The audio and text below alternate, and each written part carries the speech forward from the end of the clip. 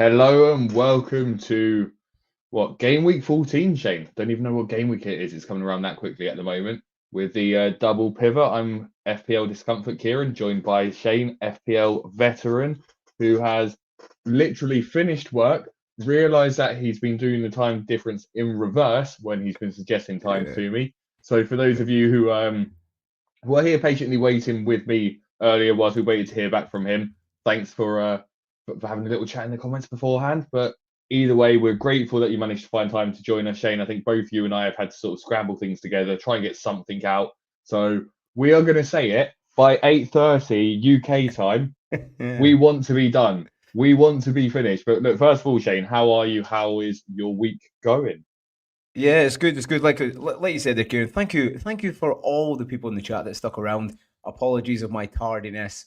Yeah, the hour ahead and the hour behind. Yeah, it was a bit of a nightmare. So, Kieran was nice and calm actually. He was like, "Nah, I'm sure you said 7." I was like, "Ah, this is awkward." So I just finished work, but I was saying to you before, mate. We've not even had a chance to catch up, but it's been good, mate. Been teaching people to ski a little bit of shooting. But it's hectic, you know. You have like three sessions a day, a little bit.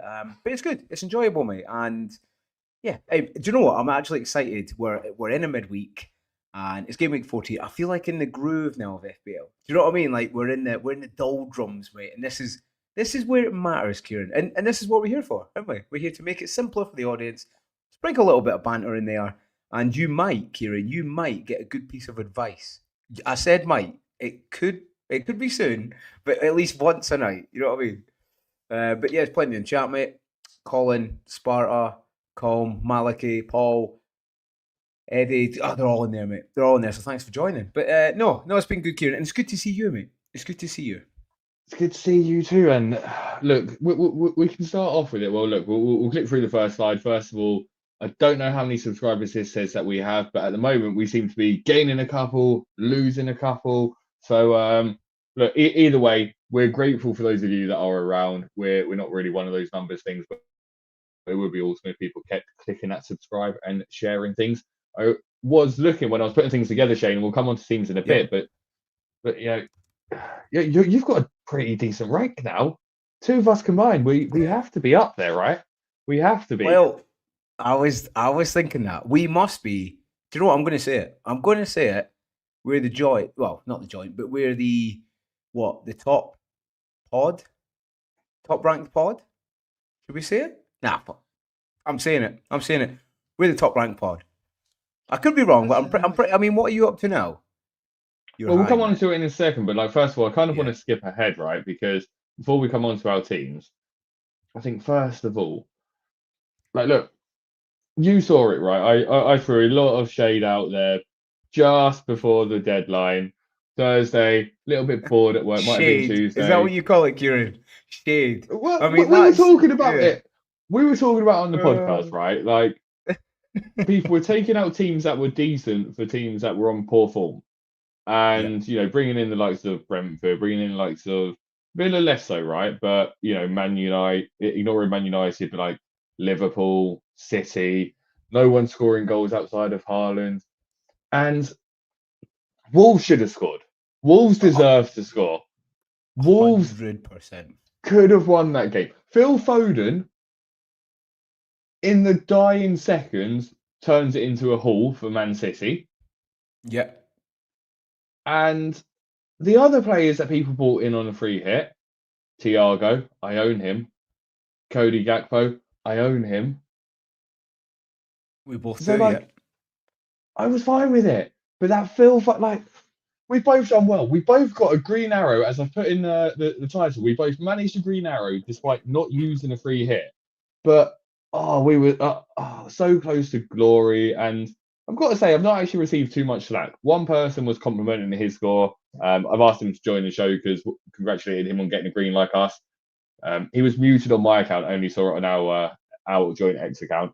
But yeah, it turns out I Same. don't like when people give it back. Clearly, but Oh, he he said, commented he I got was like waiting six. for it. Do you know? Do you know what's He funny? got he got 65 points, right? He got 65 points, and he said it was Yeah, 27 points better than his normal team. Which I will right. then say does go back to my point that like your normal team's not that great for the next couple of weeks then, because we'll come on to our teams and barring Ooh, a few flags, Yeah, We had the players. We had the ones you want long term. we did, mate. We did. Like I said, you'll get at least one piece of advice. Do you know what I mean? And here it comes. But do you know what? So look, I'm gonna touch. I'll just quick go for touch it. on that. Like the free hit. Listen, would it pay off? It depends what your team was, but it wasn't a disaster. And I'd say like a lot of top content creators or content creators, it did work. I mean, it doesn't matter if they're lucky in that like Villa, how they didn't concede, they didn't. But I think it just shows you don't have to be a sheep. You don't have to follow. There's different routes there. Do you know what I mean? And we often like to take a different route, Kieran. Do you know what I mean? And we're going to Well, discuss there's a it couple now. of things that I was saying to some people that were on the free hit, right? And it was something that FPL Brandon posted on X, and I do love it when people put information that I'd not thought about or thought about but haven't known how to articulate or look into further. And he was saying, people were looking at a City defender, a Brentford defender, a Liverpool defender, Yeah. and a Villa defender. And he was saying, well, the chance of getting 4 teams getting a clean sheet is incredibly low. You should be looking to triple up on one of the defences Yes. and go all in on one that you back. And I was saying to people like Marcelo and a few others, like triple Villa defence. I didn't back their attack enough yet, but I Yeah. was going, yeah, Martinez, Cash, Dinya, cool, there you go. And that's what I would have done because it was interesting. I think using the chip in the second half of the game week or second half of the season, that is something I'm going to take with me to kind of go all in on a defence. Yeah. I What in agree. these Yeah. fixtures though? Looking through these fixtures, anything jump out to you as surprising in particular, Shane? Well, there's a few kind of just going down the list. But I mean, listen, we all expected Brentford to win, so I'll glaze over that. City for me was a big one. Now, all these people are like, yeah, City, they're always strong in the second half of the season and they'll come back.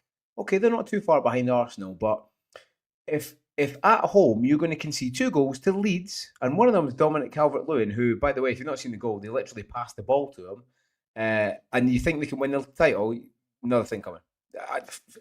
For me, not to go too much into title talk, but City, listen, they will be thereabouts, but they won't get up there. Conceding 2 at home, they were pretty poor at the back, mate. Gvardiol had a nightmare. So that's probably the first one that jumped out at me. And then the Newcastle Everton, mate, especially after a European game, battered Everton, didn't they? Yeah, like Which I didn't expect, but Everton were pretty poor. So I don't, as good as Newcastle were, we're starting to see Everton some weren't the things best. that we're starting to get a bit more of a sample size now, right? And I think that's one of the Yes. important things to look at. Like, I still don't buy the rhetoric that West Ham are really bad. I thought they looked pretty decent against Liverpool. I think they look decent. I don't think they look good. I think they look decent. I think they look Yeah. like a team that will stay up this season because they've got a manager and they've got a style. Yep, you sound like me, Kieran. What's going on, Kieran? Yeah. No, I agree. I mean, I watched that game and they do get quite a lot of chances. Whether they put it away, they're not, they're not overly clinical. Bowen had a really, really good chance he would maybe normally put away. I don't know if it's a bit of West Ham or a little bit better than we think, in terms of getting a result. And Liverpool, I think a 2-0 for Liverpool flattered them. At times they were a little bit back to the wall. Again, defensively, a little bit of a mess. If West Ham had a little bit, better finishing, and Paqueta didn't talk himself into a. It's quite funny. Do you reckon Paqueta put a bet on himself to get booked or sent up? No, not again. Not again. He's not that stupid. Although Christmas is expensive, I think he's not that stupid. That would be the ultimate, wouldn't it? So yeah, I think on that West Ham they have improved a bit in Liverpool. I think at the back they're still pretty poor. But like you said, we had Cody Gakpo who worked out to be the one. We were saying a lot of the season that Salah was going to get benched. I had a bet with Kanji. I think you've seen that. It's a £50 bet, went to charity, but it was coming, mate. And actually, I dare say, Liverpool, well, Verts played better. That's probably his best game in a Liverpool shirt. Not a high bar So though, is it? One yeah, thing I will just yeah, add fair here, one. and to answer Sandri, why is the screen so small? Well, I was responsible for putting this together with about 20 minutes after work today, and Shane normally does it. So we do apologise if it's not as good and sleek as it has What, been the this main screen? season. Apparently, Oh, I yeah. thought it looked pretty good. Let us know in the Oh, chat. Maybe it's my eyes. yeah. Apologies for any of that, but look, we're here for the chat. Let's show the graphics. Look through the rest of these. Sunderland scoring 3. I didn't expect Bournemouth to concede 3. Like, my dilemma going into the game week was Wow. I had Semenya, Lacroix, Mukiele, and Senesi, and I couldn't work out which 2 to start and which 2 to bench. And My gut was leaning to benching Semenyo, if I'm honest. That would have Mm, been a terrible decision. Outcome based, it would have been right, but he deserved to get at least an assist in that game. So that would have been a terrible decision. Senesi was my last yeah. option and suddenly became my first option, and I took Mukiele out at the last minute. And that wasn't terrible because he got DEFCON, and Lacroix only would have got me one extra point. So it's these sort of tiny, tiny decisions. But I don't think anyone saw a 3-2 in that game. Off the back of a 2-2 Yeah. against Arsenal, then a 3-2. Like, this is a Sunderland team who just, they can either win 1-0, but if you're going to come and try and score against us, then screw it, let's go. We think we can battle you toe to toe at home. Yeah, and listen, Bournemouth, I'm pretty sure that's what, the third, is that the third game in a row they've conceded 3? Or at least 2 and 3. 2 and 3 games they've conceded 3 on the road. So, Away from home, yeah, they do concede a lot, don't they? but they keep changing the centre backs a little bit, don't they? They keep changing one of the centre backs, and um, yeah, I just don't think they've. I mean, they used to be good away from home, didn't they? Used to put in a solid display. Listen, Sunderland's still a really good team, so I don't think we can read too much into it. But when you're conceding 3 and 2 goals away from home, I'm a little bit concerned. And like you, I think we spoke on the last show about Senesi. I ended up benching him this week, and just yeah, he's kind of gone down. Before the first 3, 4, 5, 6 game weeks, everyone had him and he was solid. He was always in there. But I looked at the results recently, and there's not many clean sheets to go with that DEFCON, you know. Elsewhere in the other game, I think Jackie, is we this Jackie, is this any better? Let us know, sort of people. Let us know if this looks better or worse. I'm trying to sort of move it around and see how we can appear bigger on your screens. yeah. Here we So go. yeah, I've got it. I've got it. Oh no, I don't. Okay. So that's why. So if you change, so if I click on that, that should be better. Maybe do it on the move. Do it on the move, eh? Hybrid broadcast. Yeah, see, it clips it to 2. So you can do one for the mobile and you can do one for the YouTube, but the horizontal one's bigger. Yeah, there's 2 streams, 2 chats. Yeah, is fine. it We'll working go with now? it. Like, have you sorted it No, or? so it's down as a vertical. I think you can change it. Let's quickly have a look at the layouts. All right. If you just quickly talk about another game, I was going to talk about the Palace game. Tell me about the Palace United game that you thought, mate. I had quite a lot to say about that, to be Do you honest. know what? Palace looked tired. I think that's what it comes down to more than anything else. I think there were clearly tired legs there. Yeah. Saar injury hurt a lot because I Oh, felt as if there was a lot of opportunity for him to do well in that game. He'd proven it towards the start. He was looking decent. If anything, he's actually forced my hand in terms of a transfer this week, and we'll come on to that as we get a bit more into it. But I think United were fine. Arguably one of Xerxes' stronger games, mm-hmm. but they look fine. It didn't look anything special. It came down to set piece goals, which they are top in the Premier League for converting at the moment. They might, I think they've got the same amount of goals now as Arsenal from set pieces with less set pieces. So yeah, they're doing well. It's Yeah, we kind of I spoke. think I if don't know. Palace weren't Go tired, on. they probably would have won it or at least drawn it. But I think this is the point you were making probably about 5, 6 game weeks ago, which is when I said you're far too early on it. Where I was going, look, this isn't the point now. It will catch up with them in December. Yeah, But when they had yeah. those European fixtures, it didn't matter. They had the right Premier League fixtures to be able to get through it. Whereas now, going into games like United, who they've comfortably beaten when they played them at home in the last few seasons, or the last few matches at least, across the last couple of seasons, they suddenly were struggling on that. Yeah, I think for me, like you're saying, maybe we cooked it a little bit too soon in terms of like tiredness. But like you're saying, it caught up with them in the first half. I think it was maybe a little bit of Man United not pressing as well. In the second half, they started pressing a little bit more intently or with intent, and yeah, Palace were getting a little bit tired, weren't they? And it did catch up with them. The Sarr injury did hurt me, uh, especially when I moved to Eze, well, from Eze to Sarr. Even though Eze got 2 points, he still beat Sarr again by a point. So I was hoping he could even that out. And then next week he's got Burnley, and it looks like he'll be injured. So I was going to rage quit out, mate, but I thought, no, calm down. I'm still going to do the same move anyway, but wait to the end to see who I swapped Sar with, because it's quite a big upgrade, Kieran, if you will. Elsewhere, games are good. Brighton surprised me, actually. Forest at home. They did batter them, actually. And I think Dyche is just finding his formation and, his first 11. Murillo was missing as well, so that probably played a factor. But yeah, it was good. It was a good weekend of football, actually. Even though I'm out skiing, mate, at the weekend I did catch quite a few games. So look out for my little veteran vision for the game week again, mate. But yeah, it was good. Nice. It was a good weekend of football, mate. Liked it. Sweet. Well, look, before we jump onto our teams, and again, formatting's gone slightly wrong here, but Shane, we both, the very first game, and I said it at the time, you went first. You predicted Brentford 3, Burnley 1. And I went, I don't want to copy you, but that's what I've gone for as well. And we both got that one right. So we both got a correct score there. Oh, I thought it went 3-0. I like it. No, we both went 3-1. We both went 3-1 there. Elsewhere, we both got the City result right. You got the Sunderland result right. I got the Newcastle result right. We both got the Villa result right. I got the Liverpool result right because you went for a 2-2 draw. So it was actually a pretty poor week overall. I got 1 correct score, 4 correct results. You got 1 correct score, 3 correct results. But it meant that I'm catching you. So only 15 points difference between us now. Look at the audience. They're going crazy. Over to you, Shane. And do you know what? Actually, we'll start with my team. The reason we're going to start with my team is because I've let Shane know, but I mistimed a few different things, and I've actually got a delivery arriving apparently in 5 minutes. So we'll talk through my team first of all, and then I can go answer the door.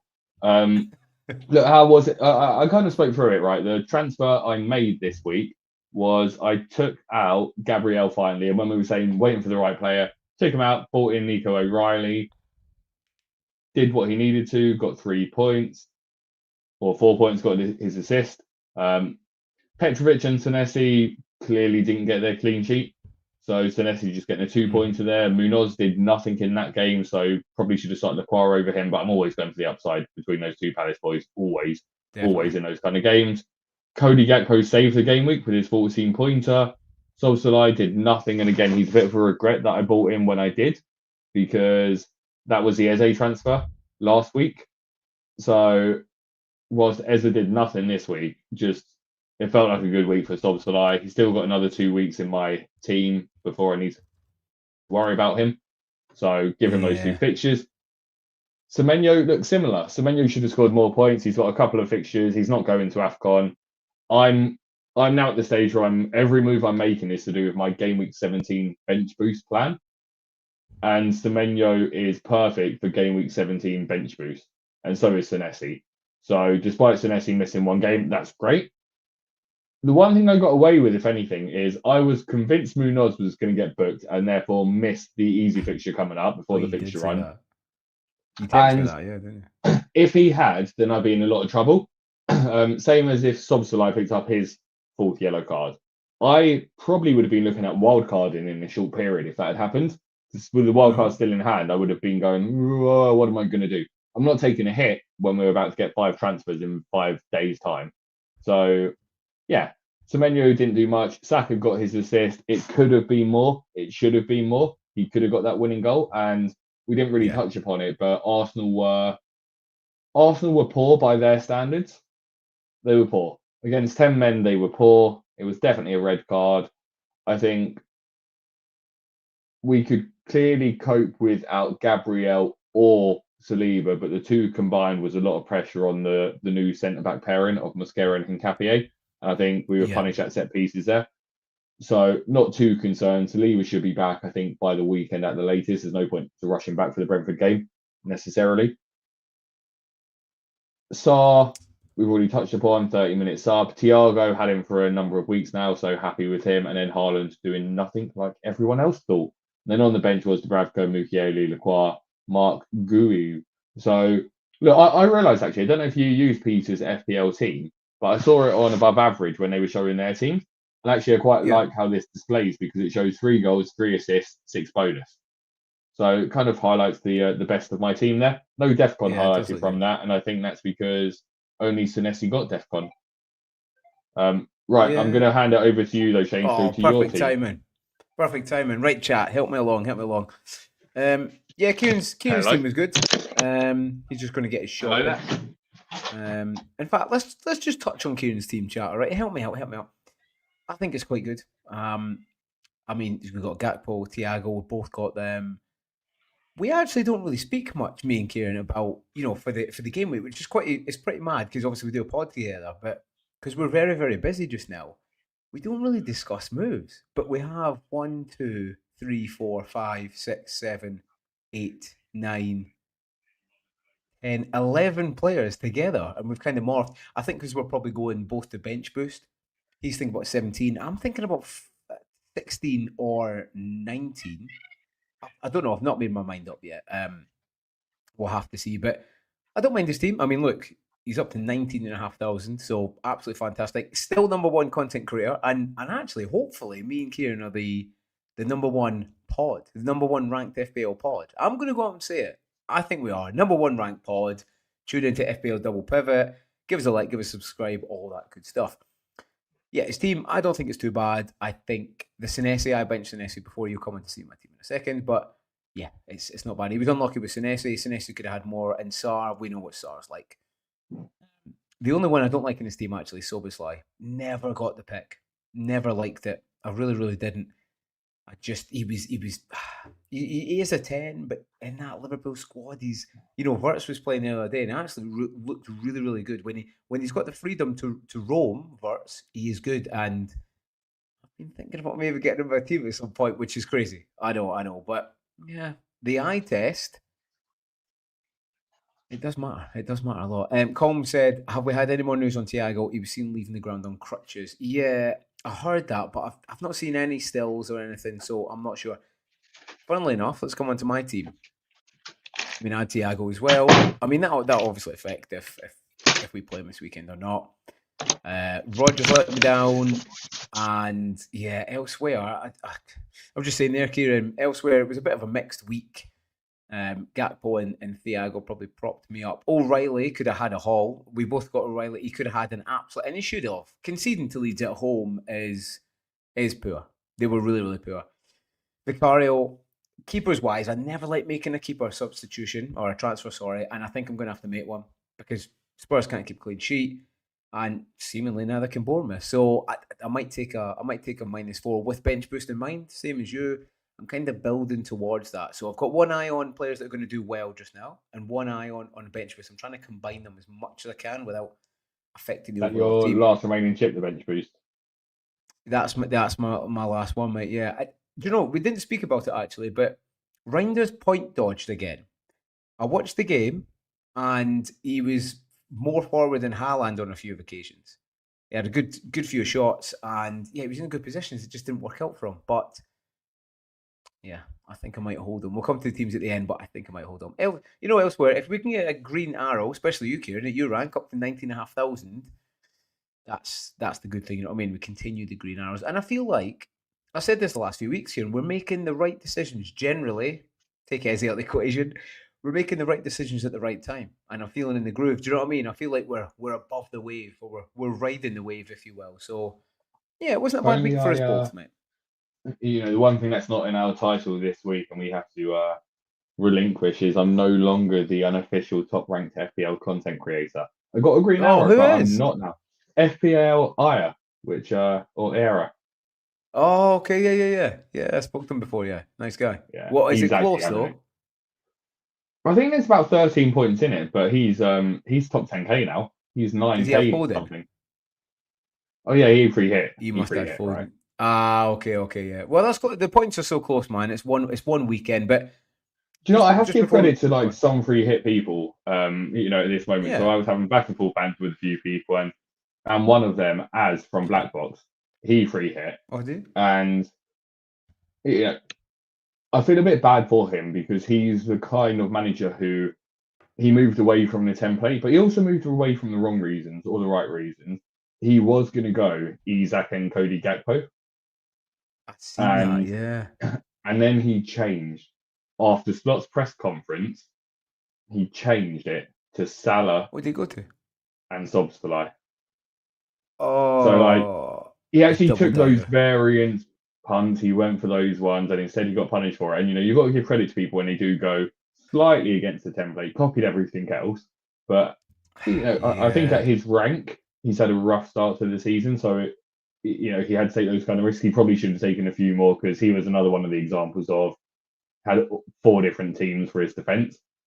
But credit to him, exciting way of playing it. I think he'll get a bit more engagement after using his bench boost for DCL last week, and then DCL scored this week. Yeah, I did because he's in the Nightmare League, and it's always good to just because I'm in there for some reason I don't know why, but I'm all right. I think I'm up to like 12th or whatever, so I'm not far. I'm beating quite a few content creators or fellow content creators, but yeah, it's good to have a little gander what everyone kind of played, and actually, do you know what? I'll talk about it just now. I will. I'm gonna hit the nail on the head.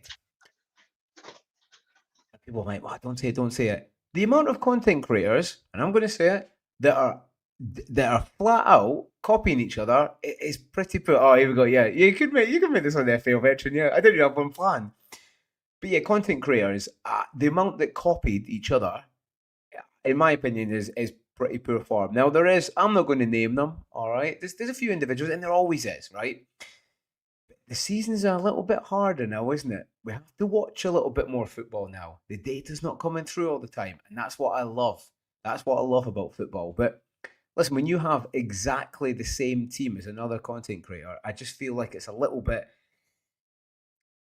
cheating some of the audience a little bit if you've got exactly the same team. We've got 15 players in a free hit. Okay, I kind of understand because it's a 1 week thing.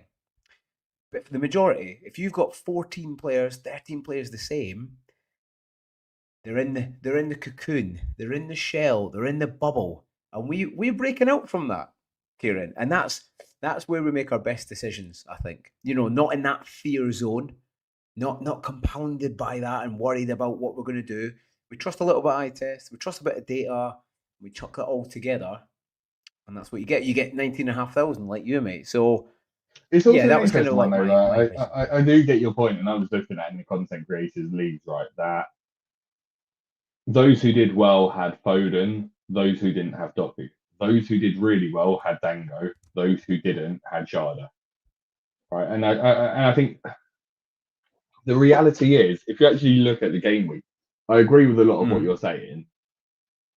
I have people at my work, and this is kind of an example. My work league at the moment, half of them have used less than 2 of their chips so far because they did not realize that you get to use your chips again in the second half of the season. Oh, One did of they them has used not? none. He has used none. There are 5 Oh. game weeks left, and he has to use 4 of them, and he gets AFCON transfers for another.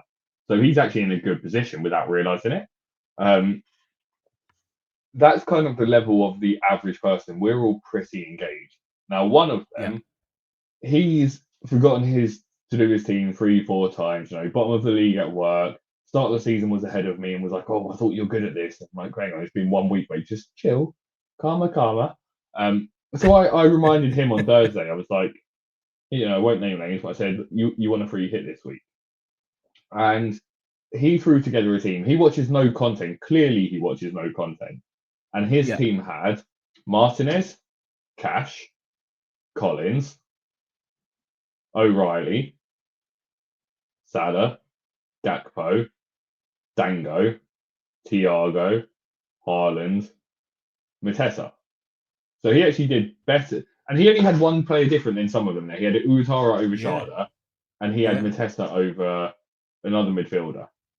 But again, he has none. And I think that's probably it. Like, unfortunately, to do it last week, whether you plan to or not, whether you watch content creators, the fixtures to target were quite clear, and it was then Yeah. not even 50-50s. If you played it the safest you possibly could, and the safest way you could would be picking Foden, Haaland, and O'Reilly, Yeah. great.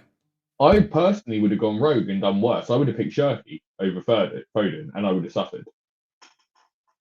He did get So an I assist, think but it's yeah, it that. wouldn't have been as good. Yeah, it wouldn't be as good. Yeah, but I think it's that. I think like we saw it, and it was more noticeable because a lot of people that are way better than us historically at this game, way better, have way larger Yeah, of course. followings due to some of that. A lot of them do play it a lot more defensively. I heard Gary on Pubcast explaining it, that a lot of people, him and Trig, were playing theirs in a defensive way rather than in an offensive way. You And a mean an lot do, and FBL like, reviewer? Review me. Is that right? Exactly. FPL review is like Foden is the best second Man City attacker. Foden has had lots of shots. Foden is your best second option. It is that simple if you're looking at it on paper. And Yeah. Foden also Yeah. was clearly the second best option if you're going for an attacker, right? Because he's been scoring in the Champions League. You'd be putting the ball just past the post if you've been watching the games. He'd been in all the right Yeah. places. I would have gone Shirky because you get to shout about it more, right? And those kind of things. Yeah. So I think I agree with your point. A lot of them were similar, very similar. It was quite nice to see Salah not start and therefore them having to like get a bench jam of a Reynildo or someone who still got 4 points. Yeah. So it was interesting from those perspectives. But I good think. overall. I think. I think it was fair enough. Like if you did that game week, it was always going to be similar. Much Yeah. like we normally see wild cards will all be similar teams, similar at least 10 of them when they start to do it. Game week 1 teams were all quite similar as well. I think we've just had a Yeah. very good season where that template similar way of thinking hasn't been the right way of thinking. And this was the first occasion where it has been. Yeah. And like some people, like I mean, listen, you had. Listen, let's not go into detail, but I think some people. How text comes across in like a message or writing and that, some people take the wrong thing. Like, I was speaking to Andy FPL Mode the other day, and I was saying about content creator blindness, right? And he was saying, "Oh, there's a few content creators that were like, oh, I kind of took that the wrong way." Now that wasn't like I was saying content creators were blind. I'm saying it's like it's a thing that happens sometimes. Sometimes there's a lot of content creators that the same players to take in and out, and that will happen often because sometimes that's the best players. But the point that I was trying to make was sometimes people take that as gospel and they just go, oh, straight in. And they don't forethink or they don't think deeper. Do you know what I mean? A little bit deeper. I'm like, okay, I might not choose him because of him. They sit back or whatever. Like we kind of do on the pod, mate. We talk about team matchups and how teams are going to play and what that means for FBL teams. But And I'll say the other part as well yeah, that you kind of avoided, but like people can also be incredibly sensitive, but also boastful and arrogant at the same time. And we like to play like we have fun when we're playing this game. What I will say about yeah. my tweet and whether or not it came off as passive aggressive or anything else, It did to my me, tweet Kieran. It said did to me. my tweet said most content creators are playing their free hit this week. Most content creators have a bad rank. Most content creators have a bad team. I'm not playing mine. I've got a good rank. I've got a good team. Makes you think. That's all right. Just saying, as in, now, if you are, and I would say this happily, a content creator who was offended by that, then yes, it was directed at you because you do have a bad rank and a bad team. Right? If you weren't offended by it, it's because number one, you don't give a fuck about what I say, right? Which is probably what your stance should be. Why should you care about what I say to the extent where you respond to me for the first time ever? And Yeah. number two, like you won't care if you actually had a good rank. There's plenty of people who played their free hit this Mm. week who had a good rank. Fran played his, he already had a good rank. Like there were plenty of them, and they also have a good team going into it. So it wasn't directed at those people. It was directed at the I, people that were all similar, and therefore, if you're at a similar rank as well yeah. and doing badly, then why is playing that chip at that time going to help you out in the long term if everyone else similar at your rank is going to do it? You've all jumped across the dormant accounts. Well done. You've gained a million places on people who aren't playing, like my work Yeah. colleagues who don't know they've And got two sets of chips. we were talking the other day as well, Kieran. I think people have to be aware that the style in which you say something and the style in which you type something, you've already got a preconception of that individual because you either like that individual or you might not like that individual, and that affects how you interpret that quite often. There's certain people in the communities that are very tongue in cheek. They are very "I told you so," blah blah blah blah. And it's that fine edge, isn't it? What comes across to someone is like, oh yeah, she's been but humble. Might come across someone as not. One thing I do want to talk about though, Kieran, is like I'm saying, I feel like we're on that wave, and I feel like I've been making right decisions this year. And just to let people in, let the audience into a little secret, I have never ever ever looked at FBL review. I've never ever ever looked at Solio. Yet quite often the players that I've had in or we've had in Kieran are intertwining. Like an Eze. I think I've had Eze since like game week 4 or whatever. You know, Rodgers when he got those 2 goals. So it's good. Again, I feel like I'm on the wave. I feel like I'm right decisions, and it's good that people are like moving to some players we have. Do you know what I mean? It means that hopefully, touch wood, we're having a good season. Obviously, you a little bit more than us. Claire just dropped in the chat. Claire, how you doing? Colm's in there, Paul's in there, Sandry's in. While you're listening, guys, girls, even if you're watching back, drop in the comments how you got on this week, how your team got on. And we did promise we'll be off within an hour. And we're on track, Kieran. We're on track. So let's keep moving.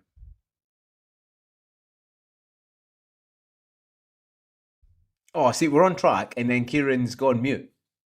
He's derailing it. Well, it's because you were talking too much.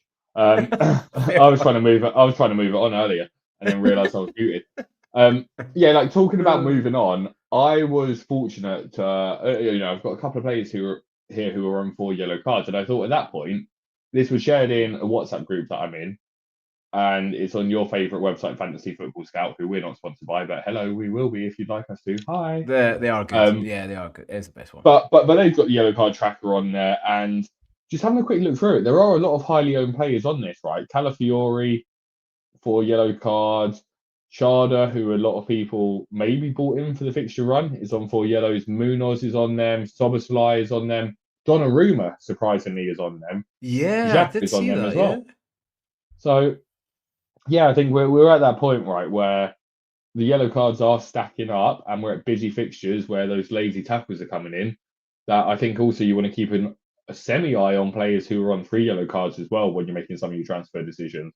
Just something that I wanted to throw up when I was looking at who I was going to bring in midfielder-wise, if there was anything to be concerned about. And yeah, more concerned that I've got a couple of players who are 1 away. Yeah, do you know what? It's funny. I was looking at exactly the same thing today, and I was thinking, what opportunity does that give us? In terms of us looking to bench boost. If Donnarumma gets a yellow card soon, if he's got an easy fixture, you could get a cheaper keeper. So it does have meaning. It does have something. But yeah, like you're saying, there was Munoz was up there. Some people thought he got his 5th last week, but it wasn't. It was his 4th. Donnarumma, I was very surprised he got yellows, and I imagine they must all be for dissent, right? Or maybe one for a penalty. But I think they're all for Time wasting. So yeah, it's bad with the Man City keeper's time wasting. Soboslai was a bit. I was surprised he's got 4. The likes of like Collins, Adams. I'm not surprised that they have 4, but yeah, it's something to definitely keep in mind.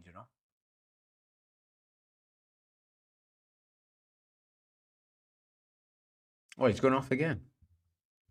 I am doing such good transitions as well, because I went thinking of keeping things on mind. Let's keep things on time, and let's move over to the predictions for this week. But I was muted. That's twice now that I've had the perfect transition.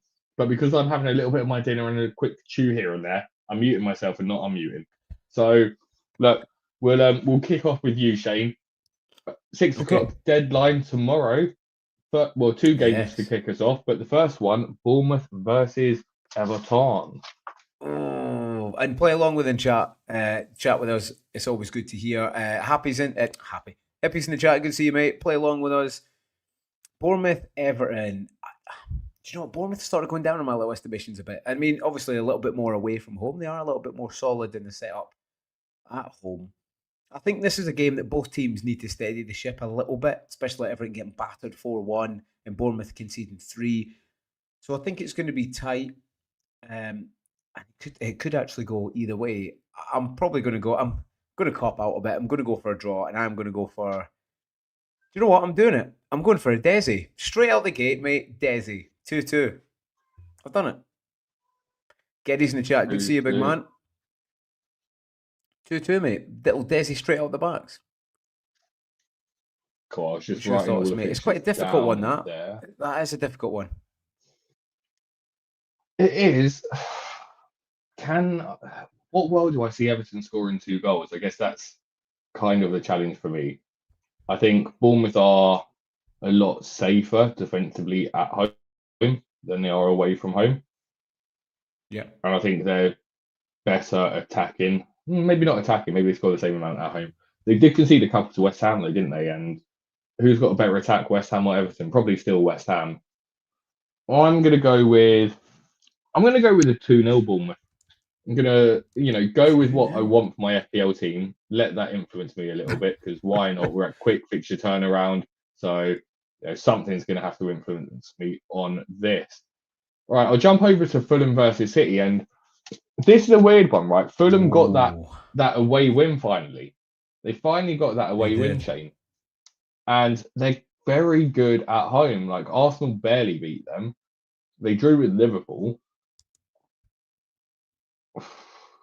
It's They haven't really played anyone yeah. else at home, have they?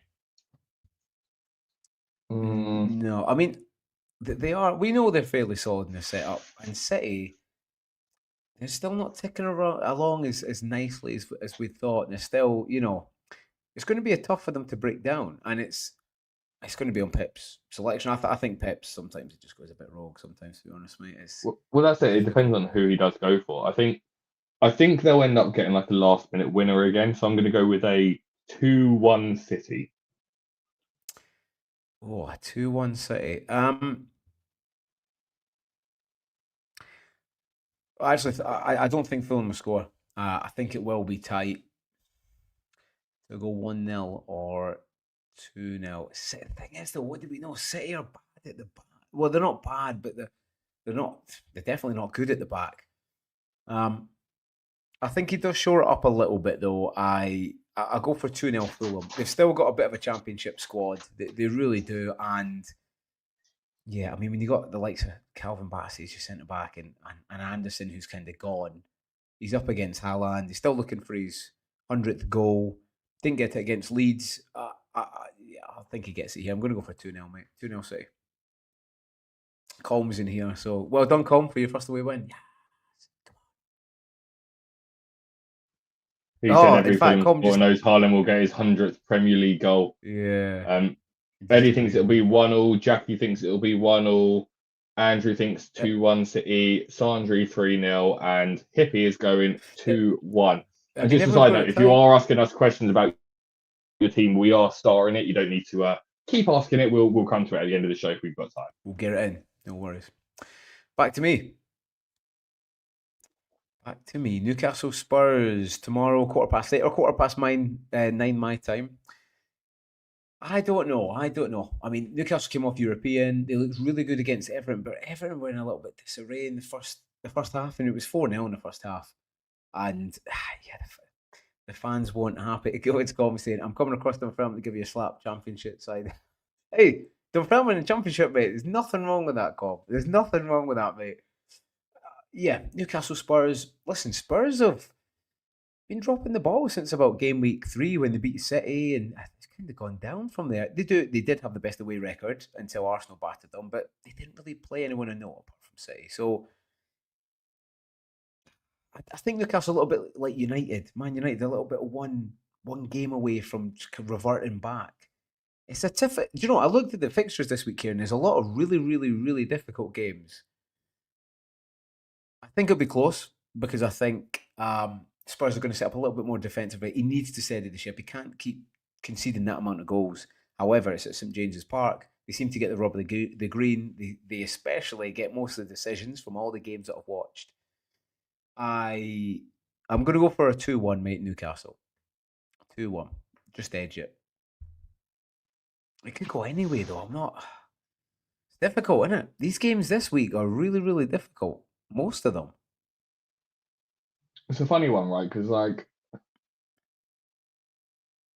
Newcastle, and again, do you read into historic records or not in these kind of fixtures?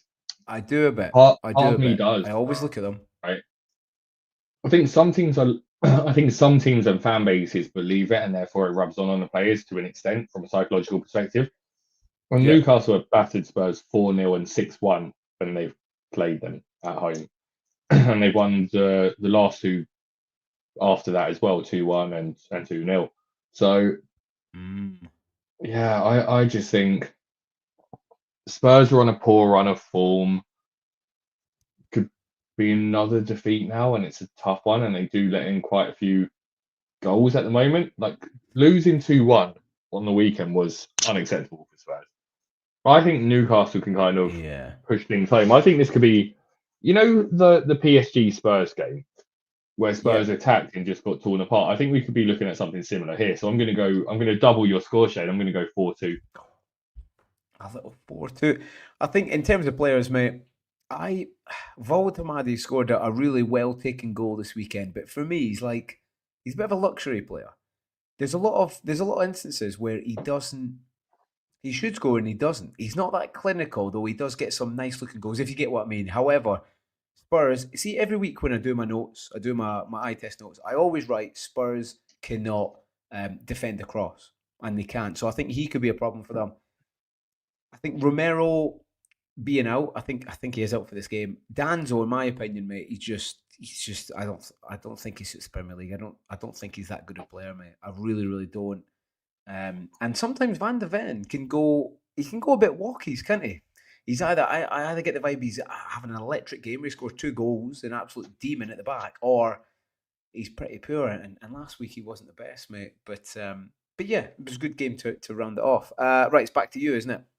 Back to me, and we keep timing it this way, right? So we're then moving on to Oh, Wednesday, look at that. and we're going Wrote it. Arsenal versus Brentford. So Arsenal with the best defence in the league, conceding 7 goals all season. They've scored 12 in the 13 matches played this season. They've not conceded a goal in the first half in 10 of the 13 matches played this season. Ooh. Whereas at the moment, Brentford are conceding goals, particularly away from home. They've lost 5 of their last 6 away matches. Arsenal coming off the back of a draw, you've got to expect.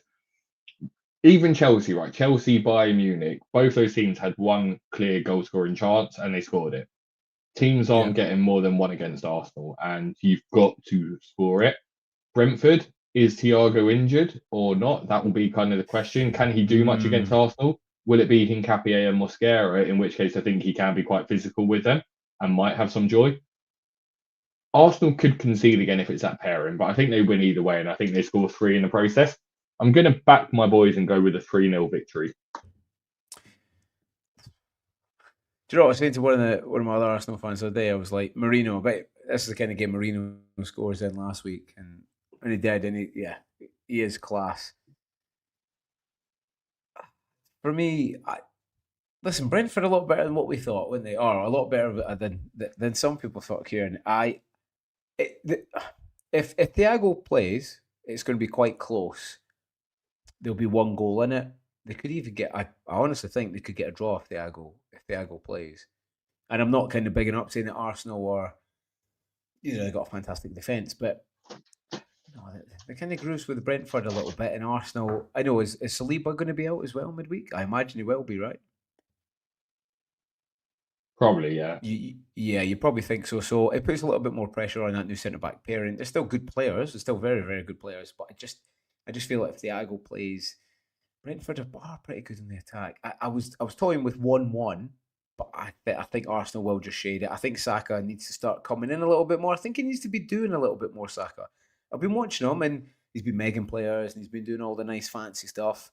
And he did have a few chances at the weekend, but he has to start scoring a little bit more, I think. He did assist the first goal, which was good, but yeah, he has to start scoring a little bit more. And I think he probably does at the weekend. And I think Arsenal win 2-1, mate. So that's what I'm going for. Back to me, Brighton, Villa. Yeah, Brighton. Yeah. Oh, Calm. Yes, I copied Calm there. That's what it was. Brighton. Brighton shocked me the other day. I keep thinking that they're due for not a drubbing, but a bit of a defeat. And what are they up to? 4th in the league now, 4th or 5th. So they're coming along really, really well. It's funny what Andrew's put on there actually about pens. If you have Brighton concede a lot of pens. Is this the game that they concede a little bit more? I don't know. They are going to score because how Wolves didn't score against Villa the other day, I don't know. The defense isn't the best. We all know Villa just score and concede all the time, and it's the same with Brighton. And I'm going to do it, mate. Double Desi. It's 2-2. It's another Desi for Shane. 2-2, mate. I think they're both going to be quite open, and yeah, they're both going to go for it a little bit. 2-2. What's your thoughts? I'm thinking this will be quite different from mine, but it's a different. All the games, most of the games this week are difficult, mate. Yeah, I kind of agree with you in terms of how it's going to go. I think it's a hard to pick game. I'm not going to go with Mm. 2-1. I'm just going to go with the safe 1-all for this one this week, mate. I mean, Nothing interestingly, really. Like Watkins was dropped. Minter is someone that's been on my mind, and I know. Again, this is where we can bring up some of the questions if they are relevant. So let me just Yeah. go back to some that I have starred here. Um, PVR Paul is saying that I'm thinking Minter or Mbumo. I like Minter. The downside of Mbumo is you've got to transfer him out in 16 at the latest because I think he plays game week 16, so you have to transfer him out after that. But you do get the AFCON transfers, and there still is like 3 games that you get from him there. Yeah. Minter is good long term, and he gives you more money to play around with. And you just got to appreciate he's not going to assist every game week. He is much more of an assist threat than he is a goal scoring threat. I think he's only scored once this season, and I think the rest have all been assists. So just, Mm. I'd say you'd go Minter out of the two of them. There was another one just to sort of come back to as well, but Mark had mentioned it. Of I'm not sure Saka's worth the extra money over Rice or Eza. What am I missing? I don't Yeah. think you're missing much. I think Eza feels like he's on a time frame now with Odegaard back in terms of his minutes will be managed a bit more. Mm. Rice feels like the one. When I wild card, I think Rice will probably be my Arsenal attacker to go along with double defence. Saka's the one with the upside, and he always will be. And he probably is still on penalties, even with Gokres when he comes back. But Arsenal aren't getting penalties, so it's somewhat irrelevant.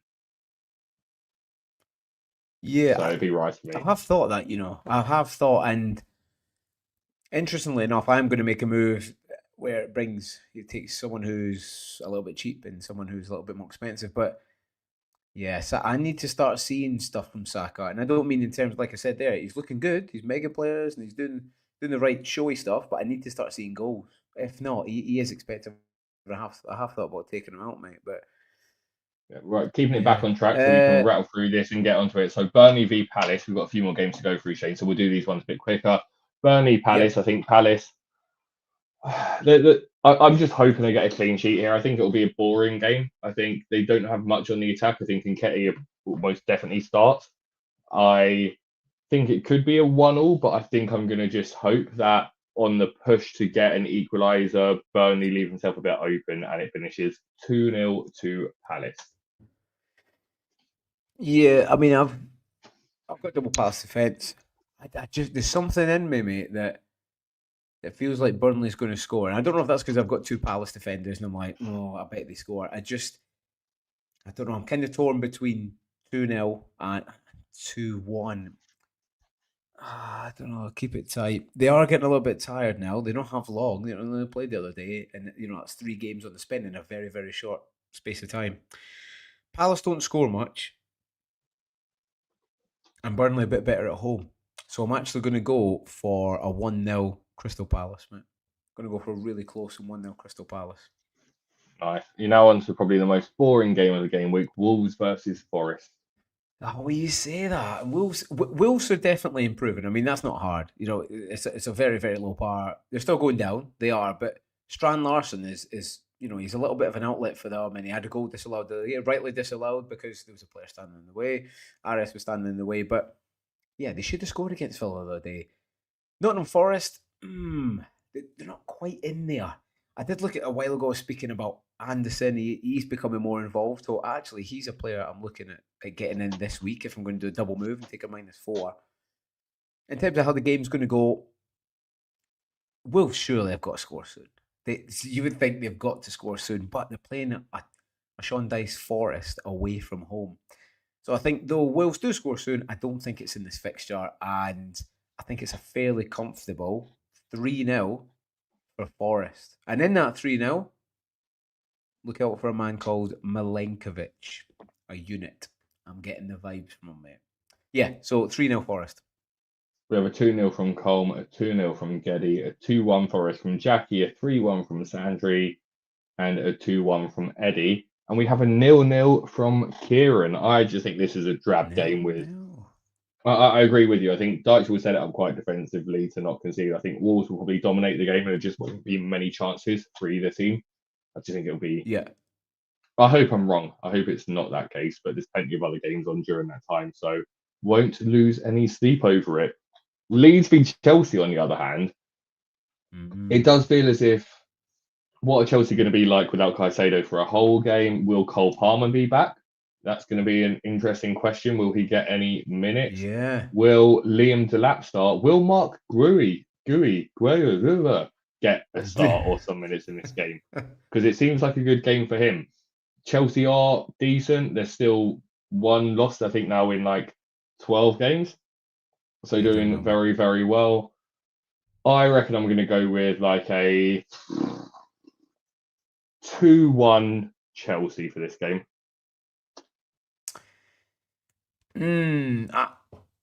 I don't think it'll be close, mate. And obviously, it's quite a good game. I mean, I used to watch in kind of early 2000s, like to Mark Viduka, Harry Kewell, all that kind of stuff. And it is a big game. I though think there's going to be a big dwarf between these two teams. I really do, and I think this is a bit of a marker for Chelsea to put down. We all thought for a while, not all of us, but a lot of people thought, Leeds are not bad, especially at home. They're not that bad. They're not. They are not very good. He did change his front five the weekend, and he got a little bit more of a song out of them, and obviously they scored a few. But again, that was very very lucky for them to score. I do think they score in this game just because Chelsea they just overcommit quite often, and Leeds do have some fast players, so I do think they score. However, I keep getting this vibe, Kieran, that Cole Palmer coming in, he's going to make stuff a lot better at Chelsea. Pedro, get out. I'd probably take Pedro out, and I'd probably play Delap or Guay up there. They're both still not good, but I think Palmer in there makes a huge difference, and he helps Enzo. For me, I think it's a batter, mate. I'm going to go 5-1, mate. I'm going to go 5-1. I think Enzo's good. I'm worried about not having him this game week, and I think Cole Palmer comes in a little bit later, and he gets something on the score sheet, mate, or an assist anyway. Five We've one. got a lot of similar results to you, like a 4-0 from PVR, a 3-2 lead from Geddy. Harry Kill was Oh, still getting this team. Chopper Harris he versus would. Eddie Gray. Yes. Over to you, though, Uh, Shane, for Liverpool versus Sunderland. uh, did you do Leeds? Did you do that first? Did you? Oh, you did. You Yeah, I went did two it one. first. Yeah. Liverpool Sunderland.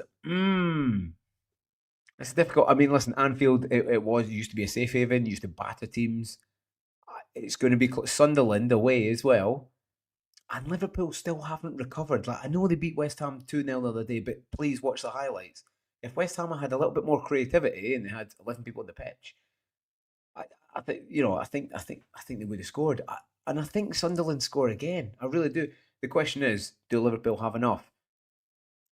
It really depends on his lineup. I think Salah's going to start this. He's not going to start twice on the bench. So Salah's going to come in, but at what cost and who does he move it around? That's the key thing. I think with Isaac up top, that helps. That helps Verts a lot. It helps Gakpo, gives him a little bit more space and a little freedom as well. Everything in me is wanting to say a draw because Sunderland are they're really gonna go for this. But I think Isaac, you've seen his quality the weekend with his finishing. I'm gonna go 2-1 Liverpool, mate. His finishing, And the it's ball making me was think like in about a Isaac six getting. yard box. It was sitting in six Yeah, yard. but it was a good Look, finish. It was a good yeah, I'm not finish. doubting him as a player. Like he is a class player, but also he missed a chance from like 3 yards out as well, right? So it was good for him to get that first goal under his belt after 5 hours of football. But Yeah, it he's wasn't on the score anything sheet, mate. special. It wasn't anything special. Bring him up Ryan to just said 8th there, mid just table. just to bring it up. He said, "Do you think Liverpool need to sack Arne Slot?" It's funny. My little boy's been talking about, they need to sack Arne Slot. They need to get rid of him. And the more and more it goes on, I'm thinking, my 9-year-old son might be correct. Nah, you've got to give him a bit longer. You've got to give him a bit longer. What are you going to go for, mate? I'm I've got going the 2-1. same as you, to be honest. I'm going 2-1 as well because Sunderland Yeah. are a team that when they concede, they always seem to get an equaliser. And Liverpool are a team that if they score first, they always seem to win. So I think it will just be one of those where Liverpool score, Sunderland peg them back, Liverpool score again. Final I game, the mean, only game on Thursday is United v West Ham. I'm moving this along, Shane, because we're already hitting the hour mark and we need to be strict to as close as it's possible. just over. Yeah, come on. Um, It's on so you, isn't it? me Yes, first, you United v intro. West Ham. Again, I don't think West Ham are that bad. Like this Liverpool defeat, Liverpool are still decent, right? Mhm. And West Ham have beaten Newcastle, beaten Burnley, drawn with Bournemouth. So they were on a decent-ish run since new manager had come in, started to make a bit of an impact. Callum Wilson's looking decent. Paqueta was looking Well, okay. Bowen's yeah, it was, yeah. decent, but Paqueta being out just kind of takes away any chance for West Ham in this game. I think that's Yeah. the critical issue. You know, Somerville comes in, he's decent, but he's not the same quality. United, Cunha being back will be pretty important. I was tempted by Cunha. Bruno just Ooh. feels almost Bruno feels almost essential at the, well, not essential, but like if you want something from the United attack, he feels like you should just be going him, and then you can get another one if you want to go for upside. But Bruno just feels like the guy's missed 2 penalties and he's still above all of the other United attackers now. Yeah, and do you know what? Again, if you've not watched the highlights, you'd think, right, Bruno got 2 assists, he's on it. The first one was a pass and then a worldy finish. And then the second one was he tapped it and then Mount scored from the free kick. But there's a theme here, isn't there? He's involved in everything, mate. Whether he takes a corner, whether he touches the ball and Mount hits it, he's involved in everything. And for me, yeah, I agree, mate. He's essential. And as a little kind of spoiler, he's coming in for me. With a team like United, they've got no European football over this period. I need him. I need him. I can't do without That's it. him. They've got the And freshest legs out of everyone, right? So yeah, I'll just go yeah, with the 3-0 to Man United for this one, and then fire it over to you. I yeah, quite funny laugh. I was looking at United. I was looking at Delict actually for the next two. They got West Ham and Wolves. Could be a little bit far, but yeah, Comms with 3-1. Okay, Eddie 2-0. Eddie 2-2. West Ham, I've got a little bit. I think they're still bad at the back. Hillman and that he's still way off it. Wan Bissaka obviously want to play really well at his return to Old Trafford. I'm going to go for 3-0. 3-0 United, mate. Cool. Nice. So we will move it on. Shane, this is your bus team. What's how many Okay. transfers in the bank? What are you thinking? So I've only got one. I took a -4 last week, actually. It paid off because I had Thiago and O'Reilly, so that was good. He paid for himself. Could even be even bigger with O'Reilly. It's a pretty good setup. I've got Petrovic. Okay, he'll be tight with Everton. I'm happy to play him. I've got Chalobah. Scored again. I think he's up to 3 or 4 goals now. Might even be 4. So he could look good for Leeds. He was on my bench last week. Not that I play him against, that fixture anyway. Munoz and LaCroix look very, very good. O'Reilly away to Fulham.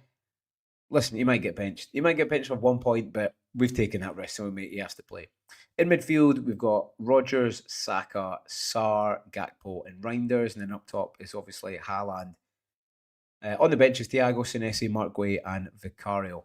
If Thiago's fit, I play him against Arsenal. I do, because I think there's a decent chance he scores. He's been on good form. Arsenal got 2 different centre-backs in, so I could do that. But the glaring one for me, even if Thiago does play, is I'm going to swap Sarr out and upgrade him to Bruno, which I'm sure you could agree with me, Kieran, is an exceptional upgrade, mate. Originally, I was thinking Reinders and maybe a two move and then -4, but from looking at Reinders at the weekend, he's quite up there. But then again, he plays a Fulham, so I could take a -4. And I've been thinking of a Yeah, but Bruno you've for a got Sarr. Go on. God. Who would your run in this movie? I was thinking Reinders to Anderson at Forest. No. Like, to your point, right? Like Thiago gets 1 point against Arsenal, or Mark Guru gets a point against Leeds, right? You then need Anderson to score 5 points to justify that move, and that means he's got to score or get an assist. Which Or I need Bruno. Or I need Bruno to bang because it's the same moves. no, but you don't need to make the other move to accommodate it, right? Like Yeah, you I can know. just do Bruno Yeah, to Sarr, right? So you can't look yeah. at those two combined. For me personally, the way I'm looking at it is the second the Saturday FPL deadline hits, the second that clock turns over after the game week 15 deadline, you Yeah. get 5 free transfers. That is in 4 days' time. In 4 days' time, you will have 5 free transfers in your team, no matter what. So, do you want to use a -4 now, knowing you're about to get 5 free transfers? I don't like I don't taking it, think so I think that was Anderson's a my high second enough. pick. Like, yeah, Yeah, Anderson's yeah. not a No, big you're enough probably right. upside. Yeah, no, you're Yeah, probably I'd right. start going like, look, we'll move on to my team, but like, I've already made the move, Shane. I've already done Oh, Sarr to Bruno. early move. Naughty. He's already happened. I know this is the FPL team one, but I've actually done it on my phone as well because I thought the deadline's tomorrow. There's nothing else I'm going to do differently. There Yeah. was There was an argument where I was considering Foden for it because I think Foden's great as well. But I want both of them probably by game week 17, or I might want Foden on game week 17. So I just went straight for it. Look, this team has Yeah. Senesi in it, right? That's the critical thing. Senesi, we know he's not playing. So ignore my bench order. I'm going to Yeah. have Mark Guru starting. So I'll be Petrovic in goal, Oof. O'Reilly, Munoz, Lacroix, Gakpo, Sobsolai, Semenyo, Saka, Bruno, Haaland, Guru, with Mukiele as my first bench option. Again, like all of my moves moving forward are just purely going to be focused on my bench boosts. So yeah, same. Next week there'll be a defender transfer. I have been looking at like Matthias de Ligt, right? And I was using yesterday's game as a bit of recon on him because Yeah. I like Man United's upcoming fixtures and I like the idea of him. The problem is, and I don't know, it comes back to the thing you were saying about eye test, Shane.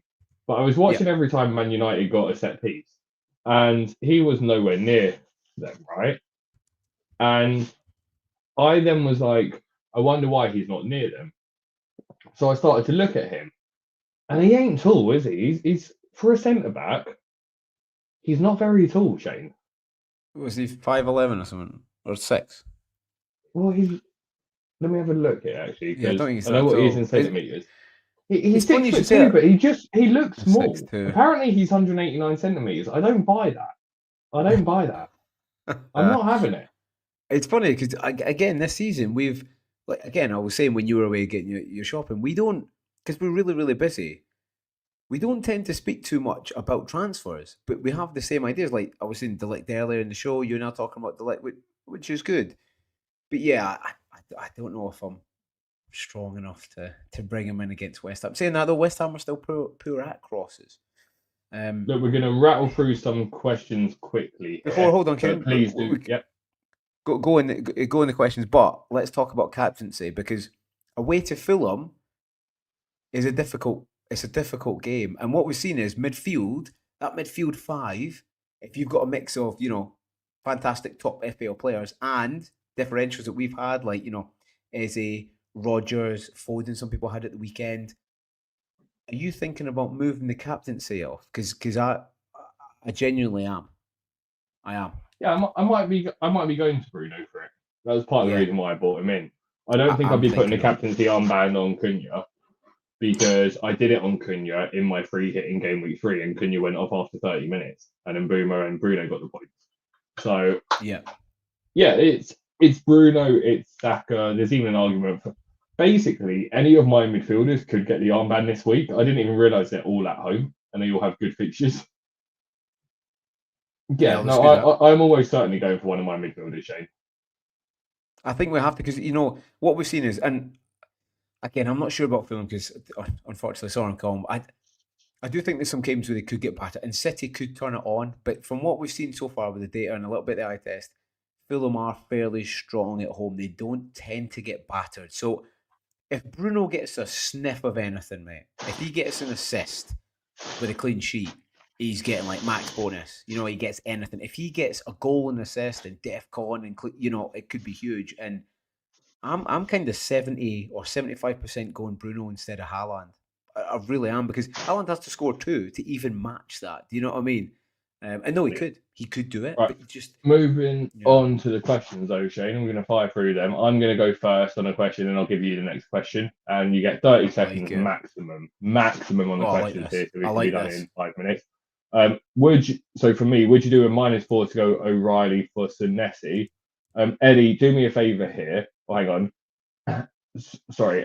O'Reilly and Rice in for Senesi and Sarr, or bench Senesi, play Mukiele instead. Riley's good long term, but it's one of those weird ones, right, where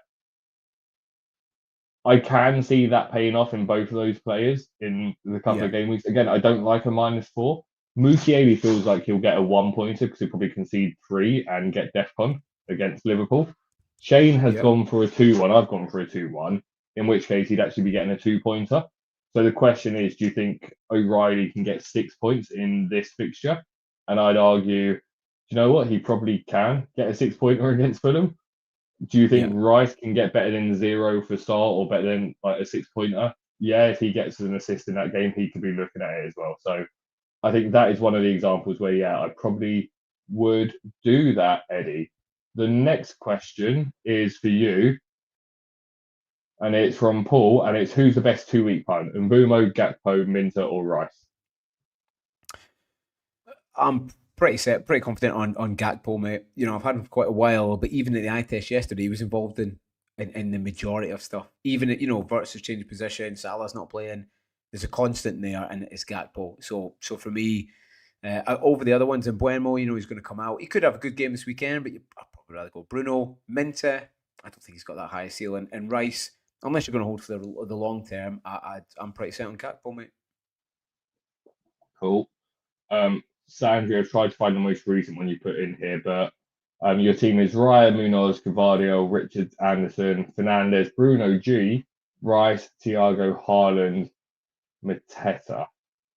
That's a good team. Yeah, I like that. Bruno G is a nice punt thrown in there as well. Newcastle's most This reliable, weekend, he is, yeah. consistent one. Pays every minute for them. No concern around that. Rice, probably like we were saying, good Arsenal asset. You've got an Arsenal defence coverage in there. Gavardio, I guess it just depends on what your bench is. It wouldn't surprise me if Gavardio was benched this week. That would be the only thing I'd throw in there. Like an Ake and Diaz start, for example. Yeah, I'm a bit worried about the Palace double up, to be honest. The moving towards it instead of moving away from it. I mean, Richard's always good to bench for DEFCON, but I don't know. Hippie, you've asked if we can rate your game week 14 team, but I've got it in front of me. On your YouTube channel. You do? Cool. You can do your team then. Got it in front of me. So Hippie's got a Chelsea double up of Sanchez and Chalobah. I like that. Then he's got Munoz and Lacroix. Yep. Then he's got Timber. I do like a Timber, mate, especially when obviously Gabby and Saliba's out. Then in midfield, he's got Semenyo, Rice, Saka, and Anderson. Oh, differentials there. And then up top, he's got Mateta and Haaland cap. On the bench, he's got Donnarumma, O'Reilly, Minter, and Thiago. I mean, what would you do? I mean, I'd probably play Minter, personally. Yeah, I'd play Minter. I'd probably play him. Definitely. Yeah, I'd play him. For who, it's difficult. I don't know. Probably Anderson. Probably a higher ceiling, but probably Anderson. But it's a good team. What was the striker three? What was the front three? Or front two? He's got Mateta, Haaland, who's playing it, and on the bench he's got Thiago. So he's got a solid front three, mate. Solid. Yeah. He's got in fact, he's got a balanced team, mate. It's a good team. And he's got Donnarumma as part of his bench as well. That's weird, right? A lot of money for a bench goalkeeper. Yeah. All right, we will go. Yeah, it's good. Back over to what's Geddy said. What's your thoughts on Rice for a -4, or just play Anderson for his 3-pointer? Anderson, surely, right? Yeah. Defcon Anderson, we mean, right? Like Fulham Anderson. Yeah. Yeah. Andrew has asked you, Gakpo captaincy. I don't mind this, I don't mind this. I know Liverpool only going to score 2 goals, but yeah, I mean, I'm not going to go there just because I'm still undecided about Liverpool attack. But yeah, I mean, if you don't have Bruno and you want to go against Haaland again, if Gakpo scores and gets an assist, he smashed Haaland. So yeah, I don't dislike it, mate. Don't dislike it, pal. Nice. And then if Thiago doesn't play, I've got Rodon, upgrade Rodon to Lacroix or Tior. If it's for free, yeah. See, if it's for free, I'm not going Tior if I'm going Newcastle, right? Like Voltemada's comments were telling. Yeah. Like he was going, oh man, this guy can't header for shit, and he managed to score 2 headers. Like, what the fuck is this? we wanted to do extra training with him to get him to practice his header, but the weather was too bad. We don't know how he scores. That doesn't fill me with confidence that they're aiming to get it onto Malik Tior's head, right? When like Voltemada's going, we don't know how this happened, man. Like, dude, you can't header. Like, wow, how did you do this? Like, I know it's part of like the team banner, and it was really nice to see from that perspective. But also, it did make me go like, when you got Dan Burn in the team, when you got Fabian Schär, who probably should get minutes at some point coming up, I'm more excited by the fact that Trippier is out injured, and I'd be more looking at a Livramento or a Hall if I was going into that Newcastle. It looked very good at the weekend. Yeah, it looked very good. So if I was going for free, I'd go for one of them. I wouldn't be going Lacroix because You don't get Defcon against Burnley, would be the simple thing I'd say. Like, we're playing him for the clean sheet, but you don't get Defcon against Burnley. And the fixtures aren't that great moving forward. All right, we've got one more question I think we'll do, and then we will finish it. So over to you. Not necessarily immediate one, but with all these 5 transfers that we're going to have Saturday after the deadline, what's your thoughts on Cole Palmer, Shano? Man, I like it, and I've kind of changed from, like I said a while ago. I was like, right, I'm not even contemplating Palmer until he starts doing something. But actually, like I'm saying, I think Palmer links that all together. I really, really do, and I don't think it matters if Kawhi plays up top or Pedro. I think he links it all together, mate, and I think he hits the ground running, mate. So listen, if this weekend he comes on with about, I don't know, 30, 35 minutes, I might take the risk, because that's what we need to do this season. We need to get those 5 bangers in midfield, because that's going to progress us. As long as, the rest of our team it's not template, but, you've got some good players there. I think, I'm thinking about it. Are you thinking about it, Kieran? I'm just looking at his ownership. Have a guess what his ownership is. Jesus, I didn't know it was that low. I mean, he has been injured, but guess what his ownership is. 7.4%. Oh, not bad. 9.3. So, he's a differential, kind of same as Bruno. I think he runs, 18%. And I'm using Cole's comment on you as well. 30 seconds. That was our rule. Both of us have gone over in our final question. But that is it from us this week.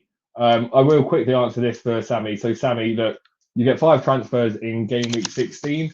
If you use one of them, then you'll be back to 5 in game week 17. If you use one of them, you'll be back to 5 in game week 18. If you use none of them in game week 16, you will still have 5. Basically, it tops you up to 5, which is the maximum. So if you can then use one every week until the final game week if you wanted to, and always have 5 transfers in the bank. But that's it from us, really. What we say is it's been a quick turnaround. It's probably not going to have been the best show in the world. It's been one of our quicker ones, but we would still appreciate if you can like, subscribe, share, chuck a comment on after we've gone offline as well. And have a guess as to what day and time we're going to do our next recording, because even we don't know at this moment in time, because Shane and I don't really speak to each other. Well, Kieran, I've got a little update. I moved some little stuff around, and I thought, do you know what? It's a midweek. Deadline this week. I'm going to do the FDR decoder tomorrow at the same time as a deadline stream, because that's just how we roll, mate. That's how we do it. So, what time's the deadline tomorrow? 6 o'clock UK time, right? So that'll be like 4 a.m. your time, Shane, right? I'd still do it, man. I'd still be here. But yeah, so I'll be on at least an hour before, so about 5 o'clock. So as you're confirming all your teams tomorrow night, jump on. We'll talk about fixtures in the decoder, and we'll talk about teams. Any questions you need answered, jump on tomorrow, mate. And we'll have a skiing video out this week as well. Another skiing video, mate. So they're in good hands, mate. We're getting there. We're smashing the content. But like you're saying, there's been a lot more questions tonight as well. Even more than 30 seconds, Shane. So thank you very much for joining, and yeah, we'll let Kieran close it out. But thanks very much for joining all. Thanks everyone for joining us today. Have a good game week, and remember to tell all your friends who the top 2 content creators currently are. Have a good evening, and may your arrows be green.